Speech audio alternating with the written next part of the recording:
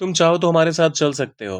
हम्म, तो चाहने का अगर काम कर रहे हो आप, तो इसको कैसे करेंगे ट्रांसलेट?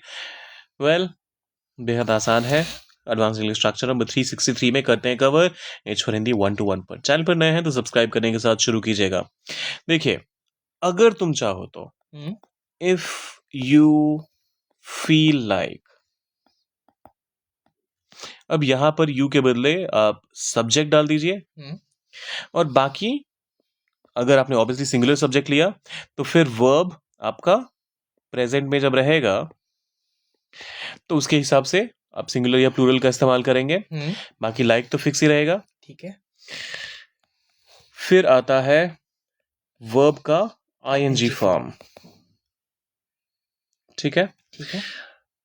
फिर सब्जेक्ट, उसके बाद कैन, मे, फिर बेस वर्ब हम्म, और फिर ऑब्जेक्ट। अच्छा। एग्जाम्पल के लिए अगर मैं कहूं तुम चाहो तो हमारे साथ चल सकते हो, hmm, if you feel like। Feel like, तुम हमारे साथ चल सकते हो। हम्म, यू you कैन, can come। You can come along. You can come along भी कह सकते हैं। आप चाहे तो you can come along with us भी कह सकते हैं। हम्म, ठीक है।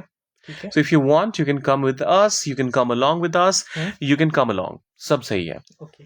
If you feel like you can come with अस। तुम चाहो तो बाद में बता देना। हम्म, if you feel like। हम्म, बोलिए आगे। if you feel like, let me know uh, let me know, later।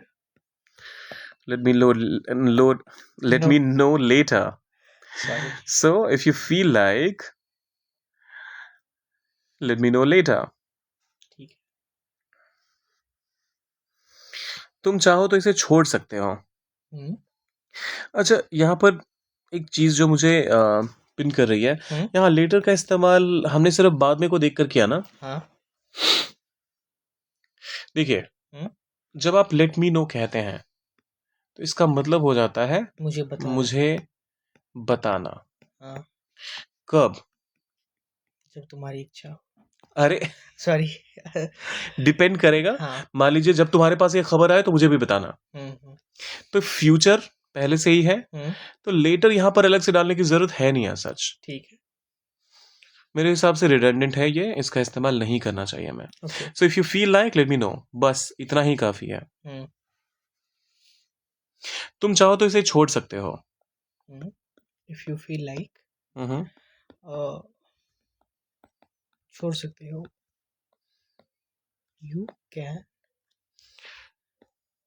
अच्छा। You can quit. it।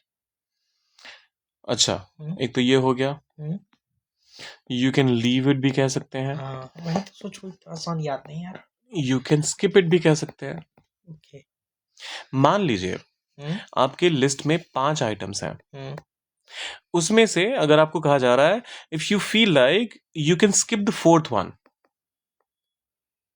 हम्म, तो लिस्ट में से एक आइटम गायब करने का आपके पास परमिशन मिल गया, तो स्किप कर। स्किप का इस्तेमाल कर लीजिए।